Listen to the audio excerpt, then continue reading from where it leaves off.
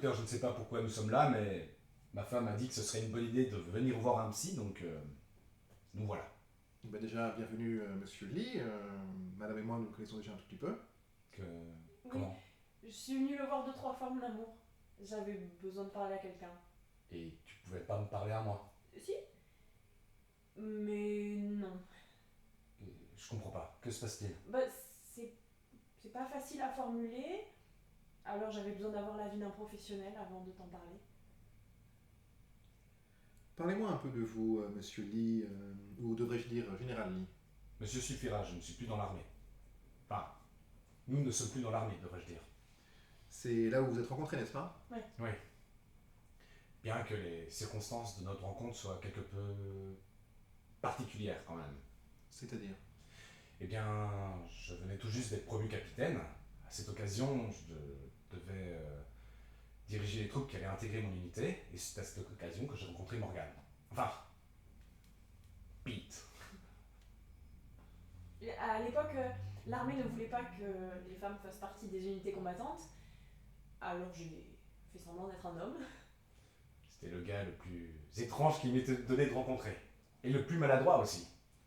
Mais au bout d'un moment, il nous a montré de quoi il était capable. Ah ça, c'est sûr. C'était le plus rapide, le plus débrouillard, et le plus intrépide aussi. Et il avait un cœur en or. Il nous a tous sauvés lors d'une altercation en territoire contesté, vous savez. Je n'oublierai jamais comment il a chargé seul l'ennemi avant de déclencher l'avalanche qui l'a englouti. Vous parlez de Pete comme si elle n'était plus de ce monde. Pourtant, elle est là, à côté de vous. Oui, mais Pete n'a jamais vraiment existé, vous comprenez? C'est pas ce que je voulais dire. Je m'exprime mal, les mots n'ont jamais été mon fort, mais disons que quand j'ai appris que Pete était une femme, eh bien, je sais pas, ça m'a fait bizarre. Comme une trahison. Un peu, mais pas vraiment non plus. Comme si ton cœur se déchirait. Oui. Non, non, non, bien sûr que non. Enfin, ce serait absurde. Pourquoi? Eh bien, parce que ce serait comme si j'avais eu des sentiments pour Pete. Et en quoi serait-ce une idée absurde? Eh bien, parce que c'est un homme, et que j'en suis un aussi. Un homme ne peut pas aimer un autre homme. Enfin, voilà, c'est comme ça, voilà. Tu sais que je t'aime, hein? N'est-ce pas? Et rien, je dis bien, rien ne changera ça. Aimer un membre du même sexe que le vôtre est tout à fait normal, Monsieur Lee. Cela n'entache en rien votre virilité. Mais c'est avec toi que je vis, c'est avec toi que je suis. Et j'en suis la plus heureuse des femmes. Et c'est pour ça que je veux que toi aussi tu sois heureux. Tu me rends heureux.